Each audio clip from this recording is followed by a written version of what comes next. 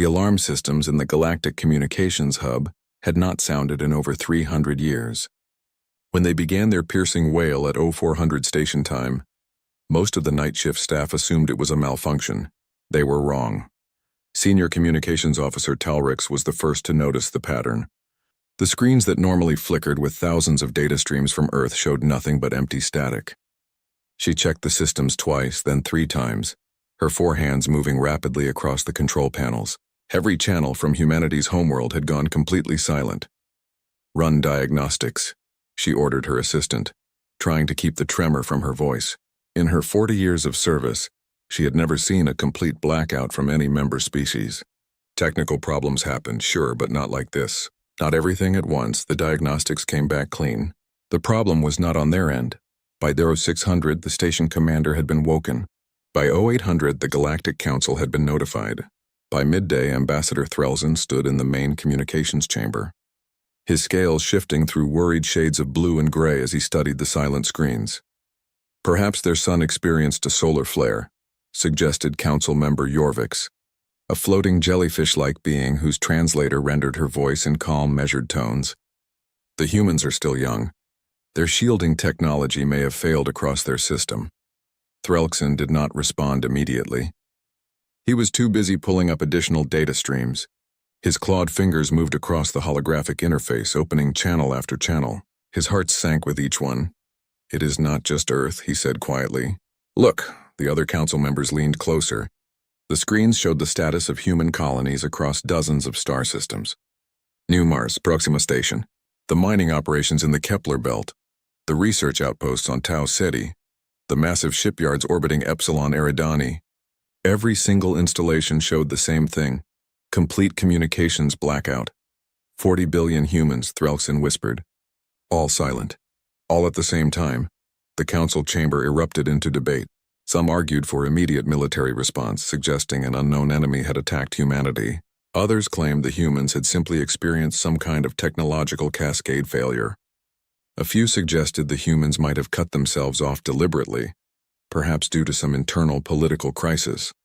Only Threlson remained silent, studying the data with growing dread. He had worked with humans for 20 years. He knew them better than most council members.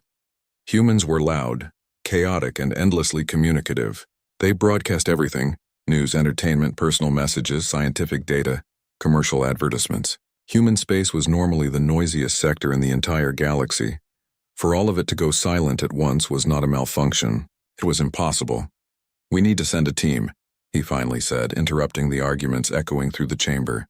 "We need to see what has happened with our own eyes." The council debated for another 6 hours before finally agreeing. A reconnaissance mission would be dispatched to the Sol system. Captain Zix of the Vexlar Concordat volunteered to lead it. She was a veteran explorer, someone who had mapped dozens of systems and made first contact with 3 species. If anyone could uncover the truth, it was her. Her ship, the Wandering Star, departed 30 hours after Earth went silent. The journey to Sol would take 4 days through faster-than-light travel. Those 4 days felt like an eternity to everyone waiting at the communications hub. Threlson did not leave the station. He stayed in the communications chamber, watching the silent screens, hoping desperately to see even a flicker of signal. None came. He began reviewing old transmissions from Earth, trying to find any hint of what might have happened. The last broadcast seemed completely normal. News about a sports championship on Mars, a commercial for vacation trips to Europa, a science program discussing new telescope discoveries. Nothing unusual, nothing that suggested 40 billion people were about to vanish. When the Wandering Star finally emerged from FTL at the edge of the Sol system, Captain Zix immediately noticed something wrong. Her scanning officer, a young Krelian named Voss, reported the readings with confusion in his voice. "Captain, I am detecting power signatures throughout the system. Stations are operational. Ships are in orbit. But I am detecting no life signs. None at all." Zix felt her blood chill. "Scan again. Expand the range." Voss worked quickly, his tentacles flying across his console. "Scanning Mercury, Venus, Earth, Mars, the asteroid belt. Captain, every human installation is active. Lights are on, power flowing, automated systems running. But there are no humans anywhere. Not on the planets, not on the stations, not on any ships." The bridge fell into stunned silence. "Take us to Earth," Zix ordered quietly. As they approached humanity's homeworld, the wrongness of the situation became even more apparent. Earth looked perfect from orbit. The blue oceans, the green and brown continents, the white swirl of clouds. Cities glittered with artificial light on the night side. Satellites orbited in their proper positions. Everything looked exactly as it should, except the planet was empty. They descended toward New York, one of humanity's largest cities. The wandering star settled into a landing zone near the city center. Through the viewports, the crew could see streets filled with vehicles, buildings with lights in their windows, advertising screens still playing their endless loops. But no people. Zix led a landing team into the city. They walked through streets that should have been crowded with millions. Instead, they found only eerie stillness. In a restaurant, they discovered tables set with food that had long since gone cold. In an apartment building, they found homes that looked lived in, with personal belongings scattered about but no occupants. "It is like they all just disappeared," said Voss, his voice barely above a whisper, in the middle of whatever they were doing. All at once. They explored for hours, moving from city to city. Tokyo, London, Mumbai, São Paulo. Every location told the same impossible story. The humans had simply vanished without a trace. As the sun set on their first day exploring Earth, Zix stood on a balcony overlooking Central Park. The trees swayed in the evening breeze. Birds sang in the branches. The automated systems kept the city running as if nothing was wrong, but the silence of human voices was deafening. "Captain," Voss called from inside the building. "I found something. A transmission beacon. It is still active deep underground, Antarctica." Zix turned sharply. "Can you trace it?" "Yes, Captain. It appears to be a military installation. Very classified. The signal is faint but repeating." Zix felt a surge of hope. Finally something to investigate. Some clue to this impossible mystery. "Prepare the ship," she ordered. "We leave for Antarctica immediately." As the wandering star lifted off from the empty city, Zix could not shake the feeling that they were standing on the edge of something terrible. Something that went far beyond the mystery of Earth's silence. In the empty streets below, the automated systems continued their programmed tasks. Traffic lights changed colors for vehicles that would never come. Street lights flickered on to illuminate sidewalks no one would walk. And in the sky above, the stars shone down on a planet that had somehow lost all its people in the span of a single moment. The galaxy was about to learn that Earth's silence was not a mystery to be solved. It was a warning. The Antarctic base was buried under 3 kilometers of ice. The wandering star's scanners had taken hours to map the facility, revealing a complex that stretched for dozens of kilometers in every direction. Whatever the humans had built here, they had wanted it hidden from the galaxy. Captain Zix stood in the landing bay as her crew prepared to drill down to the entrance. The wind howled across the frozen wasteland, and even through her environmental suit she could feel the bitter cold of Earth's South Pole. "How long?" she asked her chief engineer. 2 hours to reach the main entrance, Captain. The ice is thick, but our equipment can handle it." 2 hours felt like an eternity. Zix paced the landing bay, her mind racing with possibilities. What had the humans been doing down here? Why had they kept this base so secret? And most importantly, what had happened to make them all disappear? When the drilling finally finished, Zix led her team down into the darkness. The tunnel walls were smooth and cold, lit only by their portable lights. At the bottom, they found a massive steel door with human writing etched across its surface. Voss translated, "Northern Lights Deep Research Facility. Authorized personnel only." The door was unlocked. It slid open with a soft hiss, revealing a corridor beyond that stretched into the distance.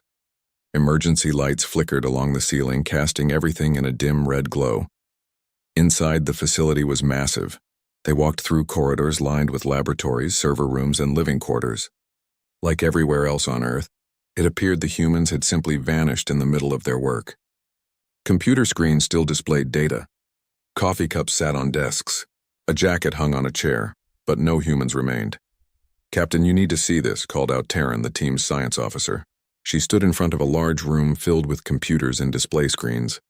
The screens showed star charts, equations, and data streams that Zix did not recognize. "What am I looking at?" Zix asked. Taryn's expression was grim. The humans were tracking something. "Look at this." She manipulated one of the displays, bringing up a map of the galaxy. A red line traced from the outer edge, moving inward toward the core.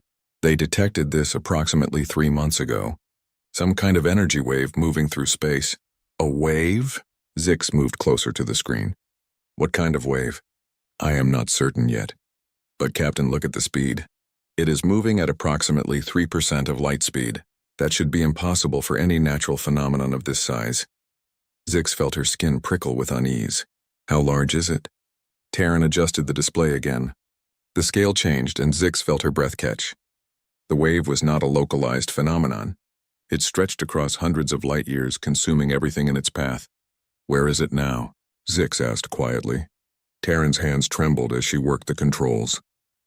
If the human calculations are correct, it should be approximately 7 light years from the outer edge of explored space. Moving inward toward the galactic core. 7 light years, Zix repeated.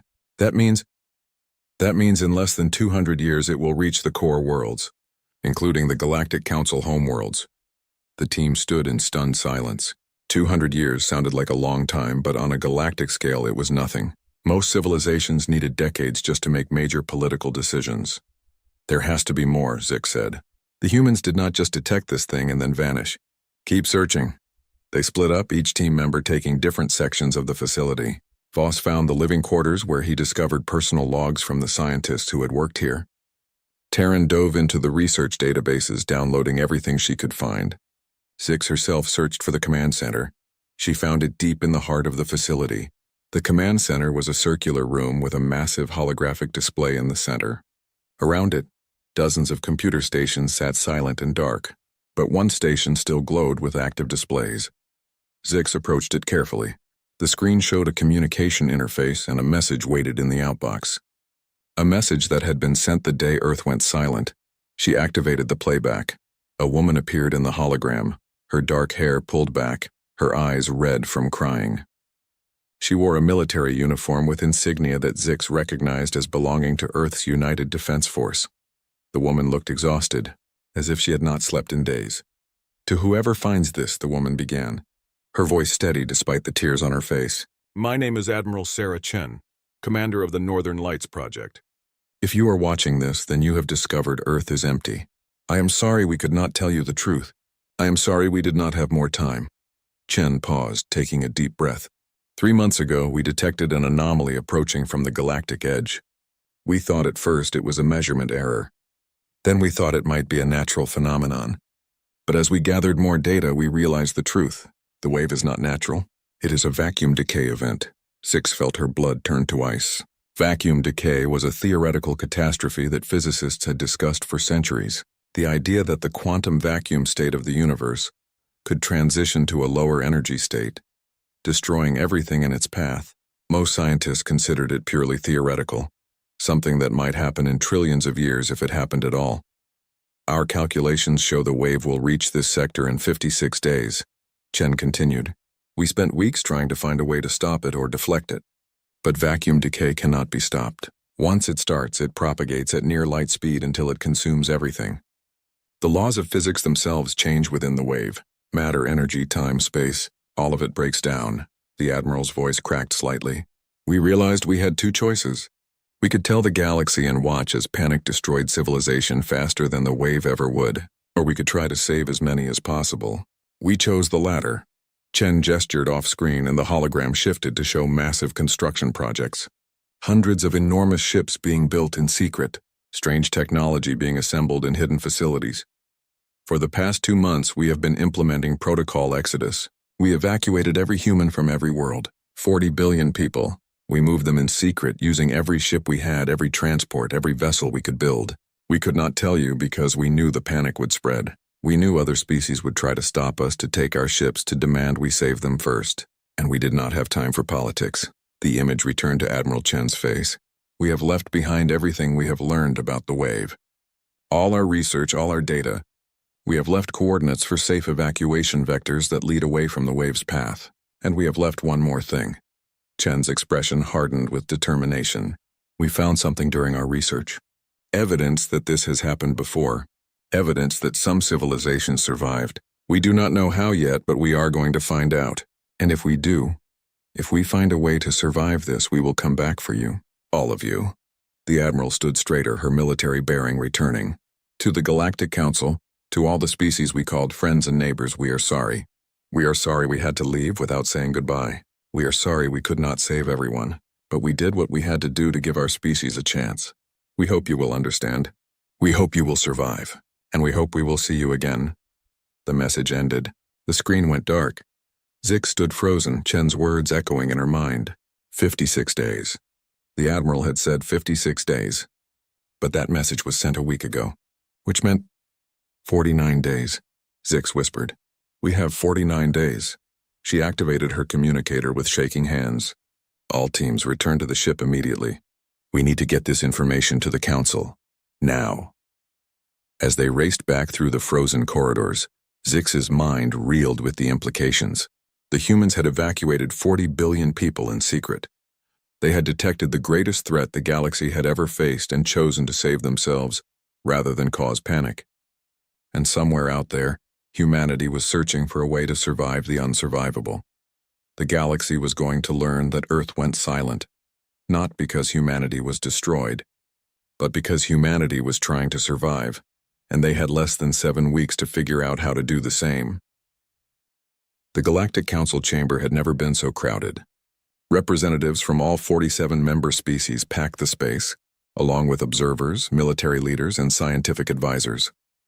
The air thrummed with a dozen different translation devices working overtime, turning panicked voices into a chaos of overlapping sound.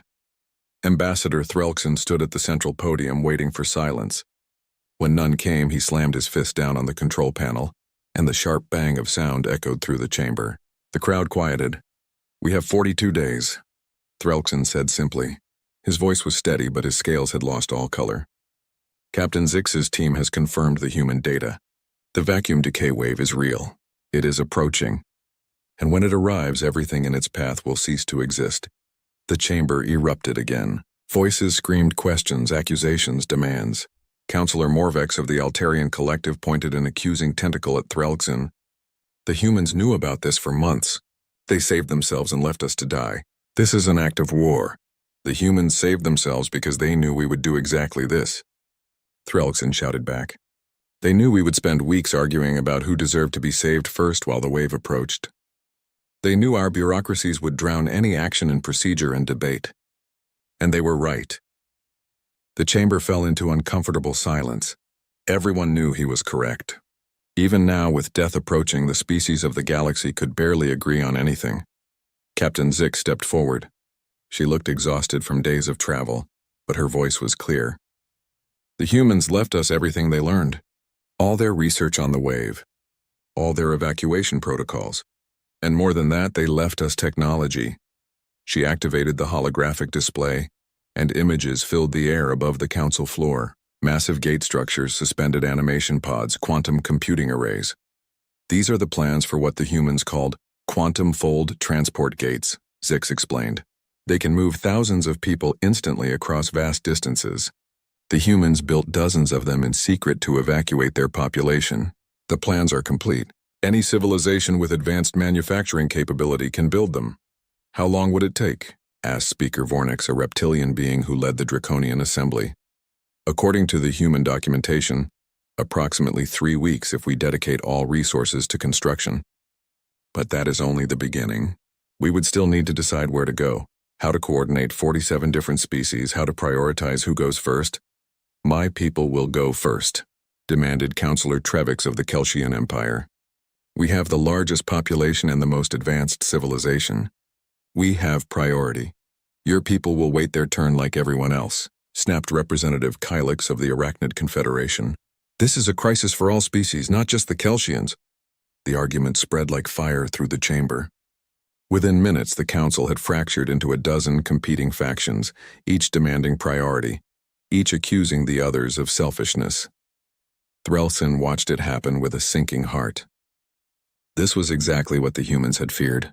The galaxy was going to tear itself apart before the wave even arrived. He left the chamber and returned to the communications center. He needed to think. He needed to find a way to unite the galaxy before it was too late. That was when he noticed something odd on the screens. New signals were appearing on the human channels. Not broadcasts, but data packets. Automated transmissions triggered by specific queries. He opened one of the packets and found himself looking at a human woman's face. She wore a simple uniform and smiled gently at the camera. "Hello," she said. "If you are watching this, then you have found the first protocol package. My name is Dr. Emily Santos, and I was part of the Exodus planning team. We knew this would be difficult. We knew you would struggle to coordinate, so we left you help." The message continued, and Threlson felt hope kindle in his chest for the first time in days.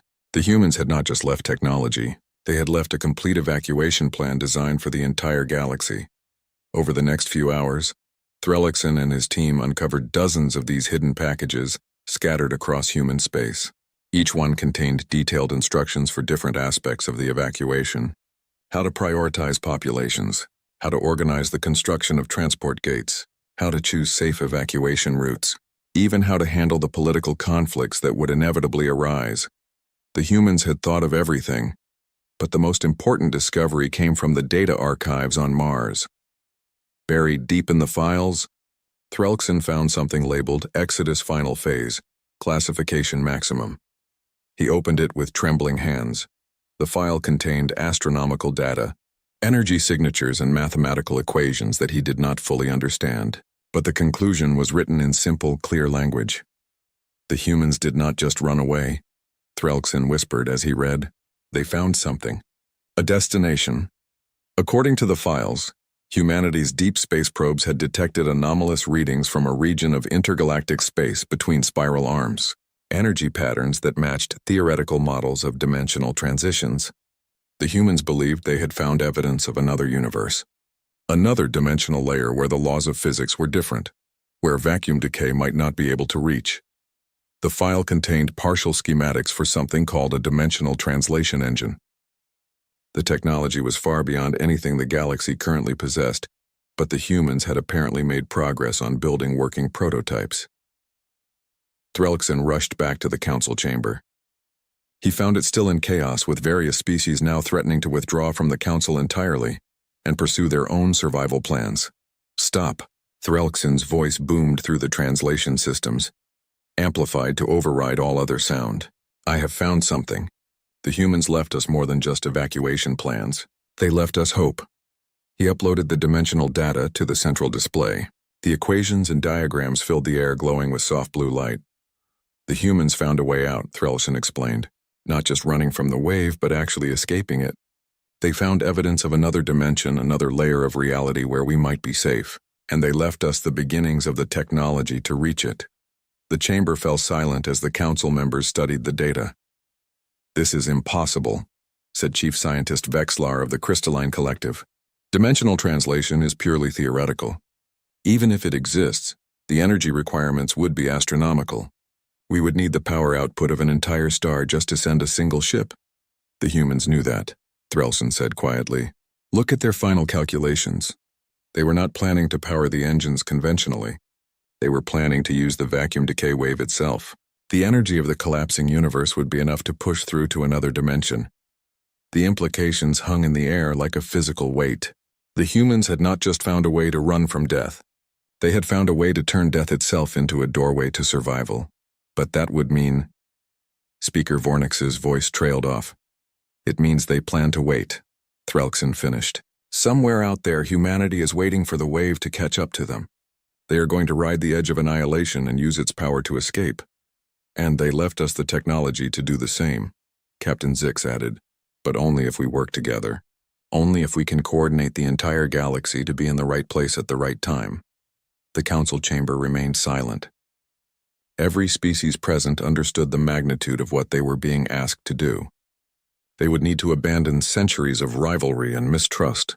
They would need to put aside political differences and work as one. They would need to trust each other with their very survival. "We have 42 days, Threlson said. 42 days to build the transport gates, to evacuate our populations, to construct the dimensional engines, and to coordinate the largest joint operation in galactic history. 42 days to do what we have never managed to do before." He looked around the chamber, meeting the eyes of each representative. 42 days to prove that we can learn from humanity's example, that we can put survival above politics, that we can be better than we have been. Slowly, one by one, the council members began to nod. They did not have a choice. They could either work together or die alone. The galaxy had 42 days to learn unity, and humanity was waiting at the finish line to see if they would make it. Captain Zix had not slept in 3 days. Her ship, the Wandering Star, had become a mobile command center, jumping from system to system as she followed the trail humanity had left behind. While the Galactic Council struggled to coordinate the evacuation, Zix had become obsessed with a different question. Where had humanity gone? The evacuation data showed that 40 billion humans had departed toward the galactic edge, but the trail went cold after that. The humans had covered their tracks well, too well. They did not want to be followed, which meant they were either protecting something valuable or heading somewhere dangerous. Zix suspected it was both. "Captain, I have something," Voss called from his station. The young Krelian had barely left his post for days, scanning through human data logs and deep space telemetry. "I found energy signatures. Very faint but consistent with human fusion drives. The trail leads toward Sector 447. Zix pulled up the star charts. Sector 447 was empty space between spiral arms. No stars, no planets, nothing but void stretching for thousands of light years. The perfect place to hide. "Set course," she ordered. "Maximum speed." The journey took 30 hours. As they traveled, Zix continued reviewing everything the humans had left behind. She kept returning to the dimensional translation data. Something about it nagged at her, some detail she was missing. "Captain, we are approaching the coordinates," Voss announced. "Dropping from FTL now." The Wandering Star emerged into normal space and Zix felt her breath catch. Before them stretched the largest fleet she had ever seen. Thousands of ships ranging from massive generation vessels the size of cities to small transport craft. They hung in the void like a school of fish, all oriented in the same direction, all waiting, and they were not alone. Human ships dominated the fleet, but Zix could also identify vessels from a dozen other species, small groups who had apparently joined humanity's exodus, either through agreement or desperation. "We are being hailed," Voss reported, audio only. "It is coming from the largest vessel, the one at the fleet's center." "Put it through," Zix ordered. A woman's voice filled the bridge, speaking in accented but clear Galactic common. "Unknown vessel, this is Admiral Sarah Chen of the UDEF Sanctuary. You have entered a restricted area. State your purpose." Zix felt a surge of excitement. "Admiral Chen, the woman from the message, the commander of the entire human evacuation. Admiral Chen, this is Captain Zix of the Wandering Star, operating under Galactic Council authority. I have come seeking answers. The Council is implementing your evacuation plans, but we need to know the full truth. What are you doing out here?" There was a long pause. Then Chen's voice returned, heavy with weariness. "Captain Zix, I remember your name from the reports. You are the one who found our message in Antarctica." "Yes, Admiral." Another pause. "Very well. You have come this far. You deserve to see what we have found. Transmitting docking coordinates now. Come aboard the Sanctuary." "But Captain, what you are about to learn changes everything." The docking procedure took an hour. The Sanctuary was enormous, a generation ship designed to house millions for centuries if necessary. As Zix walked through its corridors, she saw human families living in temporary quarters, children playing in communal spaces, people trying to maintain normalcy in the face of the impossible. Admiral Chen met her in a conference room near the ship's command center. The Admiral looked older than she had in the recording, with new lines around her eyes and streaks of gray in her hair. The weight of 40 billion lives showed on her face. "Thank you for coming," Chen said, gesturing for Zix to sit. "I imagine you have questions." "Many," Zix admitted. "But I will start with the most important one. What are you waiting for out here? According to your own data, the vacuum decay wave will reach this position in approximately 28 days. Why have you not fled further?" Chen smiled grimly. "Because we cannot flee, Captain. Not in the traditional sense. The wave is too fast, too vast. No matter how far we run, it will eventually catch us. So we chose to stop running and start fighting." She activated a holographic display in the center of the table. It showed the vacuum decay wave as a massive red wall advancing through space, but there were also blue markers scattered around it and green lines indicating trajectories. "We are not just waiting," Chen explained. "We are preparing. For the past month, our ships have been deploying monitoring stations around the wave's perimeter. We have been studying it, analyzing its structure, measuring its energy output. And we have learned something extraordinary. She zoomed in on the wave's edge. The display showed complex mathematical models and energy readings that made Zix's head spin.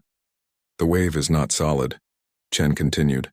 It has structure, patterns, rhythms. It is almost like it is breathing. And in those patterns, we found something. Gaps. Tiny windows where the energy fluctuates, where the dimensional barriers become thin. Thin enough to pass through? Zix asked. Exactly. But only for a fraction of a second and only with precisely calibrated equipment. We have been building dimensional translation engines based on ancient technology we recovered. But we realize something. We do not need to power them ourselves. The wave itself generates enough energy to punch through dimensions. We just need to be in the right place at the right time and use that power. Zix leaned forward, her mind racing. You are going to surf the wave. Use its own energy to escape it. In simple terms, yes. But it is more complex than that. The timing has to be perfect. Every ship in the fleet needs to activate their translation engines at the exact same moment, in the exact same location, or we will be torn apart by dimensional shear. And we only get one chance. Chen pulled up another display, this one showing calculations and probability models. We have been running simulations for weeks. The optimal window occurs in exactly 27 days, when the wave passes through this sector. If we succeed, we translate to a parallel dimension where the vacuum decay has not occurred, where we can survive. And if you fail, Chen's expression hardened, then humanity becomes extinct, along with everyone else still in this dimension. Zix sat back, processing the information. It was the most audacious plan she had ever heard. Humanity was literally betting their entire species on a single moment of perfect timing. Why did you not share this with the council? Zix asked. We did, Chen said quietly. It was all in the data we left behind. But we buried it deep because we knew what would happen. Some species would refuse to believe it was possible. Others would demand to control the technology. Some would try to sabotage us to steal our resources. We needed time to perfect the engines without interference. She looked directly at Zix. Captain, the question is not whether we can do this. We can, we will. The question is whether the rest of the galaxy can do it too. Can the Council unite 47 species, build the engines and coordinate a simultaneous dimensional jump? Or will politics and fear tear everything apart? Zix thought about the chaos she had witnessed in the council chamber. The arguments, the accusations, the mistrust, I do not know, she admitted. But they are trying. Threlkson is coordinating the construction of transport gates. Dozens of species are working together on evacuation plans. It is messy and chaotic, but it is happening. Chen nodded slowly. Then there is hope. Captain, I am going to share something with you that I have not shared with anyone outside our fleet. Come with me. She led Zix deeper into the ship, down through multiple levels until they reached a massive chamber in the sanctuary's core. Inside, dozens of human scientists and engineers worked around an enormous machine that seemed to bend light around itself. This is our prototype dimensional engine, Chen explained. We have been testing it for weeks, sending probes through to the other side. And Captain, we have received responses. Zix felt her skin prickle. Responses? From what? Chen pulled up a display showing strange signals, patterns of energy that seemed almost like language. From whoever survived the last vacuum decay event, Chen said softly. The universe we are jumping to is not empty, Captain. There is a civilization there, one that went through exactly what we are going through now, and they are waiting to help us. She looked at Zix with intensity, but they can only help if we arrive together. If humanity jumps alone, we might survive, but we will be stranded. The technology to return to help others requires resources we do not have. We need the rest of the galaxy with us, all of us together, or none of us at all. Zix understood then why Chen had agreed to see her. This was not just about humanity's survival. It was about ensuring that the lesson the humans had learned, the technology they had developed, could save everyone. I need to take this back to the council, Zix said. They need to know all of it. I know, Chen agreed. That is why I told you. But Captain, you need to hurry. We have 27 days until the window opens. If the galaxy is not ready, if they cannot coordinate the jump, then they need to scatter and hope some survive. But if they can come together, if they can trust each other for just one moment, then everyone can make it through, Zix finished. She looked around the chamber at the humans working desperately on their impossible machine. These people had discovered their entire species was doomed, and chose to find a way to save everyone, not just themselves. Served that chance. The final 3 days before the dimensional jump were chaos incarnate. Throughout the galaxy, billions of beings abandoned their homes and rushed toward the convergence points that humanity's plans had designated. Transport gates hummed with constant activity, moving populations across vast distances in streams of quantum light. But not everyone came.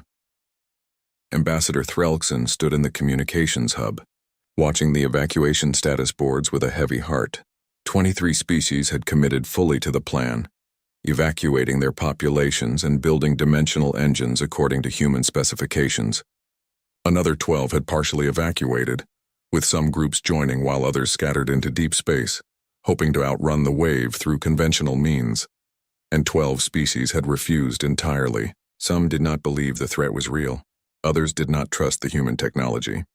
A few had political or religious reasons for rejecting the plan. The Kelsian Empire had actually attempted to seize human evacuation ships by force, leading to brief but brutal conflict that cost thousands of lives before Galactic Council peacekeepers intervened. Threlkson had spent weeks trying to convince everyone, pleading with leaders, showing them the data, explaining the stakes. But in the end, some people would rather die believing their own truth than live accepting someone else's help. Ambassador, called his assistant, Captain Zix is requesting communication. She says it is urgent. Threlkson accepted the call. Zix's face appeared on the screen and she looked absolutely exhausted. Ambassador, the convergence fleet is having problems. 3 species cannot get their dimensional engines synchronized with the master clock. If they cannot match the timing, the dimensional shear will tear their ships apart during translation. Can the humans help them? They are trying, but Ambassador, we are running out of time. The wave will be here in 62 hours. We need those engines working in 58 hours to allow for final positioning. Threlkson closed his eyes. 4 hours. That was all the margin they had left. I will contact their governments directly. We will make this work, Captain. After the call ended, Threlkson allowed himself a moment of exhaustion. He had not slept properly in weeks. None of them had. The entire galaxy was running on desperation and stimulants. His communicator chimed again. This time it was a priority alert from the Galactic Defense Network. He opened it and felt his blood run cold. The vacuum decay wave had accelerated. Instead of arriving in 62 hours, the new projections showed it would reach the convergence zone in 53 hours. They had just lost 9 hours. Threlkson immediately contacted all fleet commanders, all species leaders, everyone involved in the evacuation. The message was simple: move faster or die. There was no more time for caution, no more time for perfect procedures. They needed to get everyone to the convergence point and activate the engines within 48 hours. The next 2 days were a blur of frantic activity. Ships burned their engines past safety limits to reach the convergence point faster. Engineers worked without rest to complete the dimensional engines. Families were separated as some ships departed before everyone could board, with promises that they would reunite on the other side. Captain Zix arrived at the convergence point with 30 hours to spare and immediately threw herself into coordinating the final fleet positioning. Over 3,000 ships from 23 different species now filled the space, all of them carrying the last survivors of their civilizations. Billions of lives, all depending on one moment of perfect coordination. Admiral Chen contacted Zix personally to go over the final checklist. The human fleet had positioned itself at the center of the formation, with the sanctuary serving as the master coordination vessel. All engines must activate within a window of 3 milliseconds, Chen explained. Any longer and the dimensional barriers will shift. Ships activating too early will translate to the wrong dimensional layer. Ships activating too late will be caught by the wave. 3 milliseconds, Zix repeated. Across 3,000 ships, each with different computer systems, different communication delays. I know, Chen said. That is why we are using quantum entanglement communicators. No lightspeed delay. Every ship receives the activation signal at the exact same instant. Zix looked at the countdown timer. 28 hours remaining. And if it does not work? Chen's expression was calm, accepting. Then we die trying to live. Better than dying without trying at all. The final hours crawled by with agonizing slowness. Ship after ship reported ready status. Engineers completed last-minute repairs. Parents held their children close. People of 100 different species said prayers in 1,000 different languages, all hoping for the same thing: survival. With 6 hours remaining, Threlksin broadcast a message to the entire fleet. His words were translated into every language represented in the Armada. "People of the galaxy," he began, "in a few hours we will attempt something that has never been done before. We will leave our dimension, our universe, everything we have ever known. We go to escape death and find new life. We go together, united not by politics or treaties, but by the simple desire to survive. Whatever happens next, remember this moment. Remember that when faced with extinction, we chose to help each other. The humans could have abandoned us. They chose not to. Let us prove worthy of their faith. Let us show that the galaxy can be better than it has been. See you on the other side." The final countdown began at 1 hour. All non-essential systems were shut down to conserve power for the dimensional engines. Ships drifted in formation, their engines cold, waiting for the moment of activation. At 30 minutes, the first visual signs of the wave appeared, a darkness on the edge of sensors, reality itself beginning to unravel. The effect was subtle at first, just a distortion in the starlight. But it grew rapidly, a wall of annihilation rushing toward them at impossible speed. At 10 minutes, parents stopped trying to distract their children and simply held them. Engineers stopped checking their instruments and made peace with their work. Soldiers set aside their weapons. Religious leaders fell silent. Everyone waited. At 1 minute, Admiral Chen activated the quantum communicators linking every ship in the fleet. Her voice was steady and clear. "All vessels, this is Admiral Chen. Dimensional engines to standby. We are about to do the impossible. Count with me. 60 seconds, 3,000 ships counted down together, voices in hundreds of languages, all speaking as one. 30 seconds. The wave was visible now without instruments, a churning wall of broken physics consuming reality itself. 15 seconds. Zix found herself whispering the count along with everyone else, her hands gripping the armrests of her chair. 10, 9, 8. The wave was so close now that it filled half the sky. Beautiful and terrible, the end of everything. 5, 4, 3. Zix felt the dimensional engine beneath her feet begin to hum, building toward activation. 2, 1. Activate. 3,000 dimensional engines fired simultaneously. The universe bent. Reality folded. Space and time twisted into impossible geometries. For an instant, Zix existed in two places at once.